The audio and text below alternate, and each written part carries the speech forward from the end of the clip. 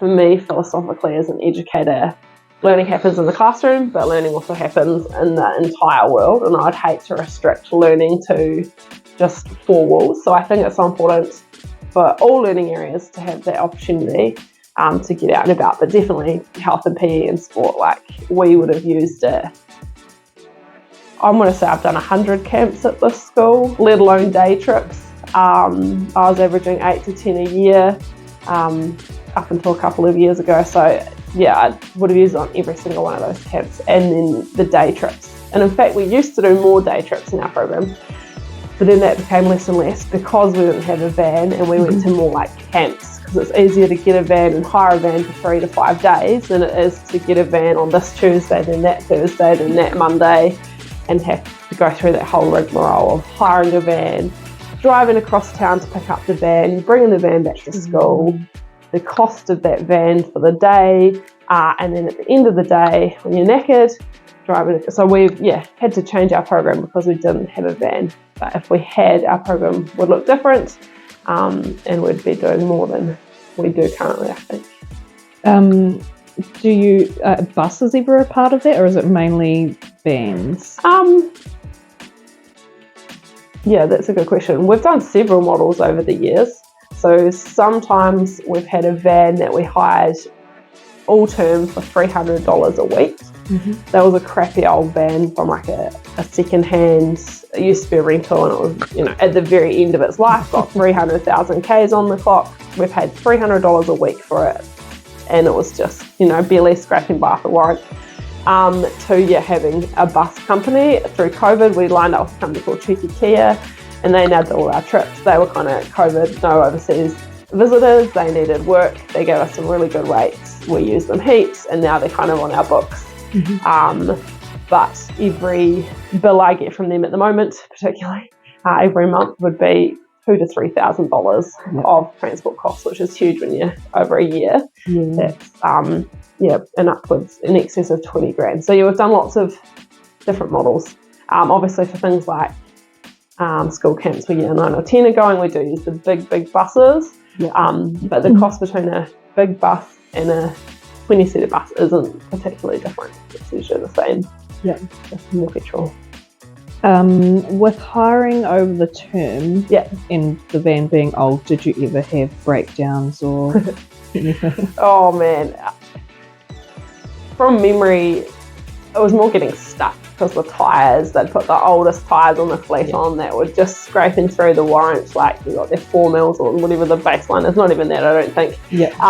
And so we'd be driving, to a mountain, to walk up a mountain, and the road would be very greasy, sticky, in the mud, in the clay, and it was pretty dicey at times. Like, certainly felt unsafe. Not enough to stop driving, but certainly increased in caution. So, Has the transport issues ever impacted student participation or opportunities? Yeah, I definitely think so. Just the way that it limits the structure of our program, I guess. And that means some students aren't keen to do that, or increases the cost, so that's a barrier to some students. Absolutely. Yeah, and so fundamentally it's a barrier to learning and achievement, and then just being part of the school in terms of sport or kapaka or just that sort of thing, because it's a barrier. How would having a school van support our school's purpose or pūtake and values? I am so passionate about this school, our story, our meta-narrative around being on this waka together and having all these adventures and learning through those, and it just, having a van just would enable us to fulfill our mission really, and to kind of get to where we want to go. We have what's called a curriculum vision statement, and it talks about our learning experiences being real and authentic, and you can't always achieve that in 4 walls. Mm-hmm. And you need to get out and about and go to Kaikoura and study the ocean for biology, or go to the cinema, or go to the court theatre for performing arts. And if you don't have a van, you don't have transport, you can't do those things, then you can't really always provide authentic learning experiences at school. So to me it's, highly linked, intrinsically linked. Yeah. And so then access to transport definitely supports equity or student wellbeing at Mairehau? Yeah, absolutely. Having our own van or own transport methods, would just reduce barriers. So, reducing the inequality, mainly financially. Yeah. From a leadership perspective, are you aware of how many other departments or school groups would benefit from your school van? Yeah, I think we did some canvassing a few years ago, and one of the many proposals we put to the board, and there weren't many learning areas that wouldn't use it, not as frequently as outdoor ed, PE and sport, but certainly everyone would make use of it from time to time. And not only curriculum, things like careers, things like even being able to, run down to the shops to buy morning tea, like a school vehicle that can be used rather than a personal vehicle for errands. It would be thrashed. What concerns might leadership have about owning a van? Like all assets, it depreciates, and I think within 10 years the value of all our assets goes down to zero. They depreciate super fast, so it would be an investment that would never make money on or get that money back unless we sold it straight away, I guess. So the depreciation thing's huge. The upkeep is huge in terms of warrant of fitness, registration. There might be extra bits and pieces to do with because it's a business vehicle, but that's something that would need further investigation. And insurance is the other big one, because we have a blanket insurance policy.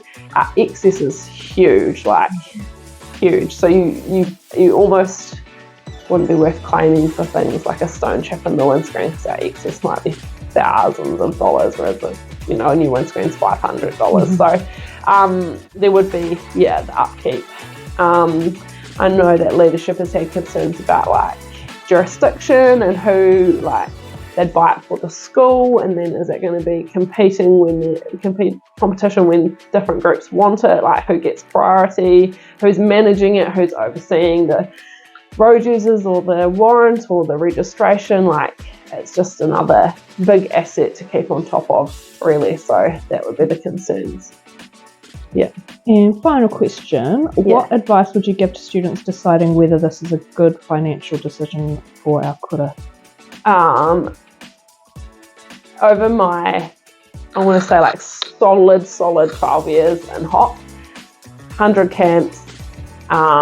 Every year I'd crunch the numbers with our finance team. We'd be looking at roughly 20 grand for transport costs between health, outdoor ed, PE and sport.